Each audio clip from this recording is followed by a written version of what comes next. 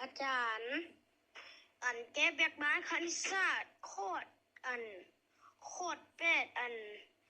มันแก้แล้วแหละอาจารย์ไทย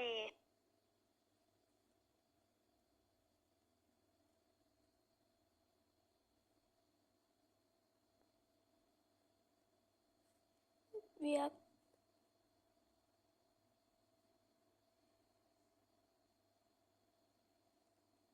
อ้ายเอาไปหอดโรงเรียนแล้วเพิ่นหากแล้วอ้ายก็เอากลับคืนเมื่อโอ้ยขอบใจหลายๆเด้อครูคันเด้อคอยมาประชุมอยู่บ้านเกินแล้ววันนี้เมื่อวานนี้เพิ่นหากอ้ายเอาไปหอดโรงเรียนแล้วเพิ่นหากแล้วอ้ายก็เอากลับคืนเมื่อสวัสดีครูคันเฒ่ามังกรค่ำมันถือหมู่แต้มใส่เสื้อผู้ที่เบิด4โตแหละมื้อนี้เป็นโตที่4แต้มผู้ที่หลายเบิดลังแหละ จักแม่นหมู่อยู่ห้องแต่บ่รู้ว่าอยู่ไส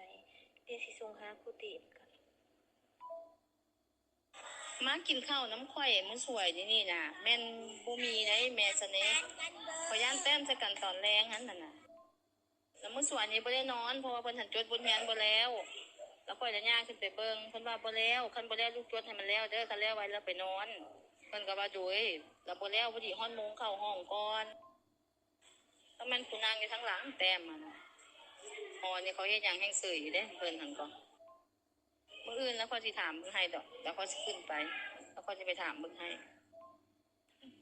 บ่เป็นหยังดอกครูคันน่ะหัวแถหัวหวาจังว่าแต่ว่าครบ4โตแล้วแต่มาทุกมื้อผู้นี้โตสุดท้ายตัวนี้เสือเพิ่นมี4โตมันบ่ออก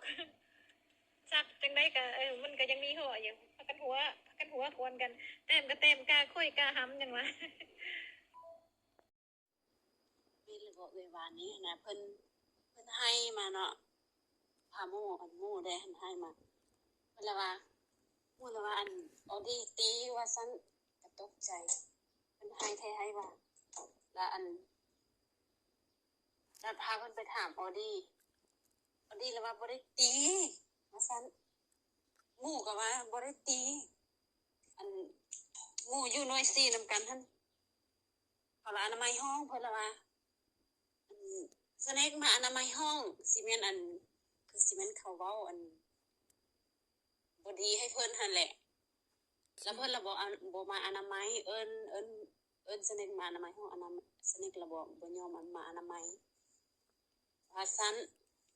ถามแล้วบ่ได้ถามเอาดิก็ว่าบ่ได้ตีว่าซั่นยิงก้มก็ว่าเราบ่ได้ตีว่าซั่นก็เลยว่าฝ่าวไปรวมแน่ก็เลยว่าดีกันซะเนาะซะสเน็กก็บ่ต้องให้ว่าซั่นสเน็กก็บ่สาวให้ว่าซั่นก็เลยมารวมมื้อวานหั่น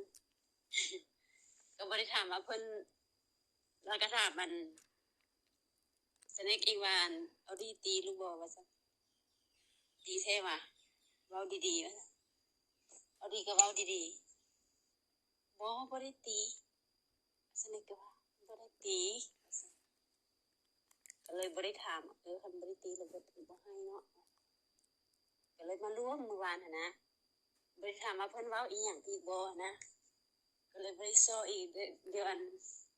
ไปมื้อนี้เลยสิถามเอาดีอีกว่าเพิ่นเว้าอีหยังเพิ่นก็ว่าอาจารย์โทรหาแม่ให้หลานแหน่ว่าซั่นก็เลยว่าน้องก็เลยว่าคันเพิ่นบ่ได้ตีก็การก็เรียนหนังสือกันเนาะอีกจักหน่อยแม่จะมารับเนาะแล้วเพิ่นก็ว่าโดยว่าซั่นแล้วก็เลยไปรวมเอ้ยขอบใจหลายๆครู